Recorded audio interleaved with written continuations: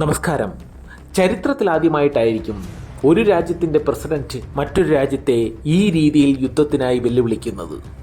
Russian president Vladimir പുടിനാണ് United States of അമേരിക്കയെ യുദ്ധത്തിനായി വെല്ലുവിളിച്ചത്. സാധാരണ യുദ്ധത്തിന് വേണ്ടിയിട്ടല്ല, മറിച്ച് റഷ്യൻ ടെക്നോളജിയും അമേരിക്കൻ ടെക്നോളജിയും തമ്മിലുള്ള ഒരു മത്സരം. സംഭവം ഇങ്ങനെയാണ്.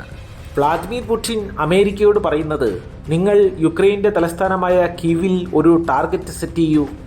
അവിടെ നിങ്ങളുടെ കൈവശമുള്ള പ്രതിരോധ സംവിധാനങ്ങൾ, അത് യുക്രൈൻ്റെയോ US-ൻ്റെയോ മറ്റേതെങ്കിലും നാറ്റോ രാജ്യത്തിൻ്റെയോ ആകട്ടെ, അത് ആക്ടിവേറ്റ് ചെയ്യൂ. ആ ടാർഗറ്റിനെ ലക്ഷ്യമാക്കി ഞങ്ങളുടെ കൈവശമുള്ള ഓർഷനിക് മിസൈൽ ലോഞ്ച് ചെയ്യാം. എന്താണ് സംഭവിക്കുന്നതെന്ന് നോക്കട്ടെ.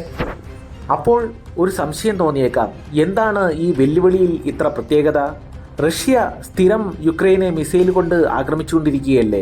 പ്രത്യേകിച്ച് അടുത്തിടെ യുക്രൈനിലേക്ക് ഓർഷനിക് മിസൈൽ തന്നെ പ്രയോഗിച്ചിരുന്നു. ഈ വെല്ലുവിളിയിലൂടെ അമേരിക്കയ്ക്കും മറ്റ് നാറ്റോ രാജ്യങ്ങൾക്കും പുടിൻ നൽകുന്നത് വലിയൊരു സന്ദേശമാണ്. തങ്ങളുമായി ഒരു യുദ്ധമുണ്ടായാൽ അത് അമേരിക്കയായാലും ഏത് യൂറോപ്യൻ രാജ്യമായാലും റഷ്യയുടെ മിസൈലുകൾ അവിടെ പതിച്ചിരിക്കുമെന്നും ഇപ്പോൾ നിങ്ങളുടെ കൈവശമുള്ള ഒരു ടെക്നോളജി കൊണ്ടും അതിനെ തടയാനാകില്ലെന്നുമാണ് പുടിൻ പറയുന്നത്.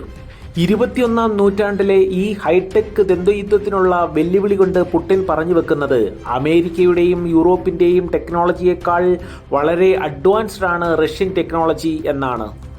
അമേരിക്കയുമായി ഒരു യുദ്ധമുണ്ടായാൽ അമേരിക്കയുടെ മിസൈലുകളും റഷ്യയിൽ പതിക്കില്ലേ?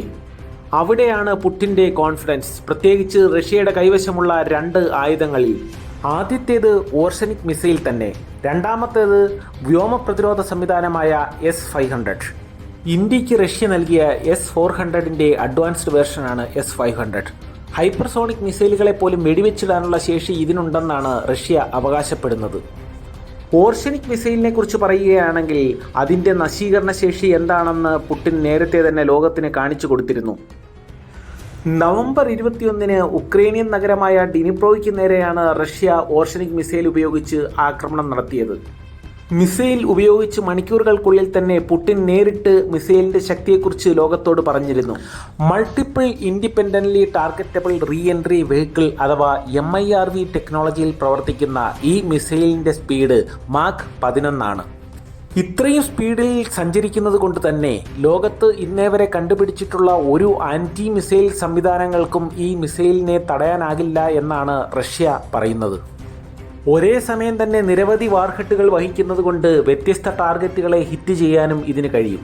സ്റ്റീലിനെ പോലും ഉരുക്കിക്കളയാൻ തക്ക താപനില ഉൽപ്പാദിപ്പിക്കാൻ കഴിവുള്ള ഇതിന് ആണവ പോർമിനകൾ ഉപയോഗിക്കാതെ തന്നെ വലിയ നാശം വിതയ്ക്കാൻ സാധിക്കും.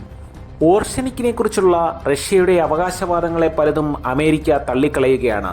റഷ്യയുടെ തന്നെ ഭൂഖണ്ഡാന്തര ബാലിസ്റ്റിക് മിസൈലായ RS-26നെ അടിസ്ഥാനമാക്കിയുള്ള ഒരു ഇൻ്റർമീഡിയറ്റ് റേഞ്ച് ബാലിസ്റ്റിക് മിസൈലാണ് ഓർഷനിക് എന്നാണ് അമേരിക്ക പറയുന്നത്. ഇതിനെ ഒരു ഹൈപ്പർസോണിക് മിസൈലായി പോലും അവർ അംഗീകരിക്കുന്നില്ല.